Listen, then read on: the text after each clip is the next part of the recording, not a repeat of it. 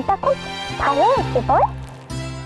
জানি না বাবা, একজন তো আবার আমাকে বলেছে সে নাকি আমার সঙ্গে কথা বলবে না, আমি নাকি খারাপ, ওই নতুন বউটার সঙ্গেই নাকি কথা বলবে, তাকেই নাকি ভালোবাসবে।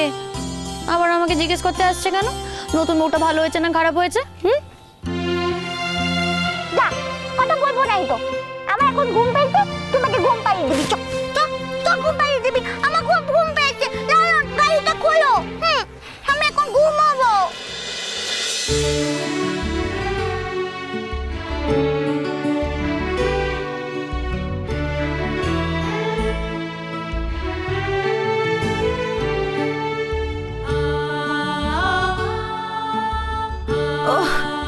ও বাবা গো, ফুলঝুরি, তুই আমাকে ঘুম পাড়িয়ে দিবি কিনা বল। ঘুমটা পাড়িয়ে দিবি কিনা বল।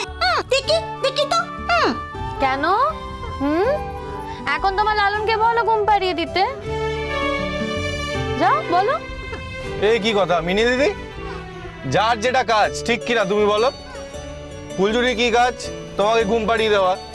আর আমার কি কাজ? আমার কাজ তোমার জন্য একটা সুন্দর দেখতে রাজপুত্র খুঁজে এনে দেওয়া, তাই না? একদম ঠিক বলেছো, একদম ঠিক বলেছো। এই ফুলঝুরি, তোর কাজ আমাকে ঘুম পাড়িয়ে দেওয়া, বুঝতে পেরেছিস? তুই আমাকে ঘুম পাড়িয়ে দিবি। লালনের কাজ আমার জন্য একটা রাজপুত্র খুঁজে আনা। হ্যাঁ, লালনকে রাজপুত্র খুঁজে আনতে দে, তুই ঘুম পাড়া। বাবা, মেজাজ দেখেছো? হ্যাঁ মিনি দিদি, ওকে বলো তুমি বেশ করেছো, ও যেমন তেমন কথা বলেছো তুমি। আমি বেশ করেছি, বেশ করেছি। তুই যেমন তেমন কথা বলেছিস। ও আচ্ছা, তাই তো, ঠিক আছে।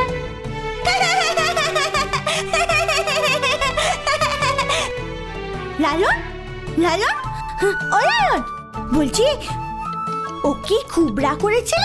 হ্যাঁ, খুব রাগ করেছিল। কে মিনি দিদি? আরে চুরুই গো, যে তোমাকে একটু ছাড়তে চায় না। দেখেছো, সোনা দিদি একটু এদিক ওদিক হলে কি হবে, সব কিন্তু নজরে পড়ে। পরে তো জানিস ফুলঝুরি, আমরা যখন চলে আসছিলাম না, চুরুইয়ের চোখগুলো এরকম রসগোল্লার মতো বড় বড় হয়ে গেছিল। মনে হচ্ছিল এক্ষুনি খপ করে আমাদেরকে গিলে খেয়ে ফেলবে। লালন, দেখবে কোন দিন তোমাকে চুরুই না খপ করে রসগোল্লার মতন গিলে খেয়ে ফেলবে। ফুলঝুরি, খুব সাবধান, দেখবি চুরুই কোন দিন লালনকে খপ করে গিলে খেয়ে ফেলবে। তুই আর লালনকে পাবি না। লালনকে তুই সামলে সামলে রাখ, বুঝতে পেরেছিস তো? লালন তোর বর হবে না। হ্যাঁ, লালনকে তুই বিয়ে করবি না। এই সোনা দিদি, এসব কি বলছো তুমি? দেখো, এসব কথা কিন্তু তুমি বাড়িতে সবার সামনে বলো না। সবাই কিন্তু এসব কথা শুনলে সেই আমাকেই বকবে।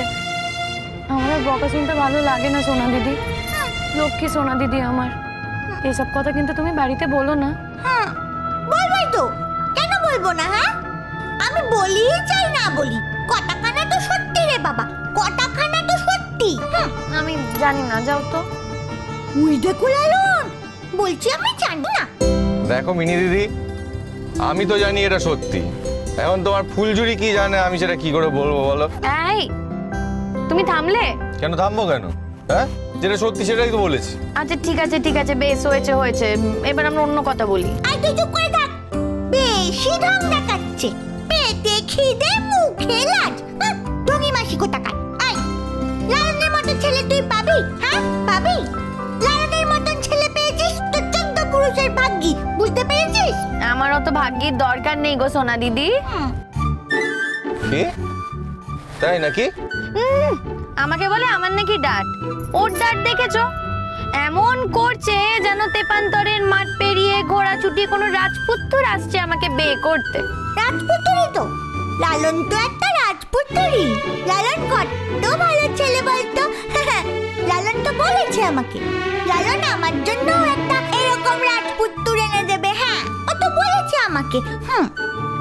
না চাইতেই ভর পাচ্ছ তো, তাই বেশি ঘুমোর দেখাচ্ছ, ঢং দেখাচ্ছে। আমি তো কবে থেকে বর চাইছি, বরের জন্য মাথা খুঁটে খুঁটে মরে যাচ্ছি, হাত পা ছড়িয়ে ছড়িয়ে কাঁদছি।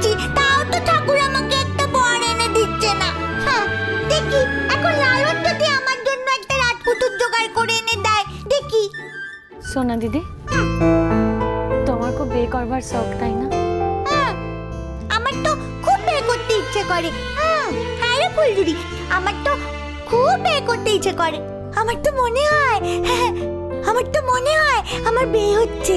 হ্যাঁ, আমি স্বপ্ন দেখি তো। হ্যাঁ, আমি স্বপ্ন দেখি, জানিস? আমার বিয়ে হচ্ছে। আমি স্বপ্ন দেখি তো, শাক বাজছে, উলু বাজছে। হ্যাঁ, আমি স্বপ্ন দেখি তো। হ্যাঁ, আমি বেনারসি পরেছি, কত সাজুগুজু করেছি। হ্যাঁ, আমার বরটা পাশে।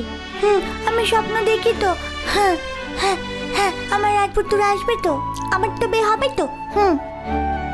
মিনি দিদি, কি বলেছি আমি তোমাকে?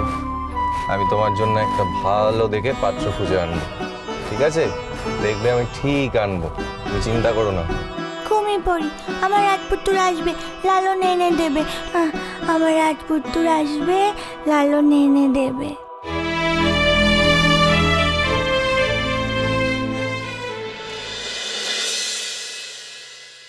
আবার তুমি আমাকে টিজ করছো, তুমি আমাকে। এই, তুই মেজো বৌমার পেছনে কেন লাগছিস রে গাবলু? হ্যাঁ, একদম না। না না, মেজো বৌমার কি কম কষ্ট নাকি? চাকরির একটা পরিশ্রম নেই? আপনি আর কি বুঝবেন বড়দা পরিশ্রমের? আপনার তো অবসরই অবসর জীবনে। কেউ কি আর ইচ্ছে করে অবসর নাই মেজে বৌদি? চাকরি নেই, কাজ নেই, তাই অবসর। তার মানে কি বড়দা চেষ্টা করছে না কাজের জন্য? শোনো মেজো বৌমা, তুমি আমাদের বাড়িতে কদিন এসেছো? আজকে গাবলু যে মানুষ হয়েছে সে কার জন্য হয়েছে? হালুয়ার জন্য হয়েছে।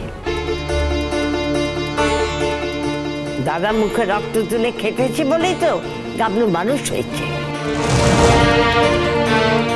এ কথা তোমার হয়তো জানা নাও থাকতে পারে, কিন্তু আমরা জানি। মা, কে কবে কি করেছে সেই হিসেবটা ধরে থাকলে কি আর বাঁচা যায় বলুন তো? এখন কি করছি, বর্তমানটা কেমন, সেটা তো ইম্পর্টেন্ট। আমি তো আবার কিছু বললেই আজকাল বড়দি ভাই রেগে যায়। আমি কি বলি, বড়দা একটু চেষ্টা চরিত্র করুন কাজ পাওয়ার, ছোটখাটো কিছু দিয়ে শুরু করুন, কি যায় আসে তাতে? হ্যাঁ দাও না, আমি তো এই ছোটখাটো কাজেরই চেষ্টা করছি, আমার তো কোনো কাজে লজ্জা নেই। আমাদের পাড়ায় একজন ইস্ত্রিওয়ালা আছে, জানেন তো বড়দা? তার কাছে ডাই ডাই করে জামা কাপড় আসে, সে একেবারে সময় মতন পরিষ্কার জামা কাপড় ডেলিভারিও করতে পারে না। আমার তো এটাই মাথায় আসছিল যে আমাদের পাড়ায় কিন্তু আরেকজন ইস্ত্রিওয়ালা দরকার বড়দা, জানেন তো?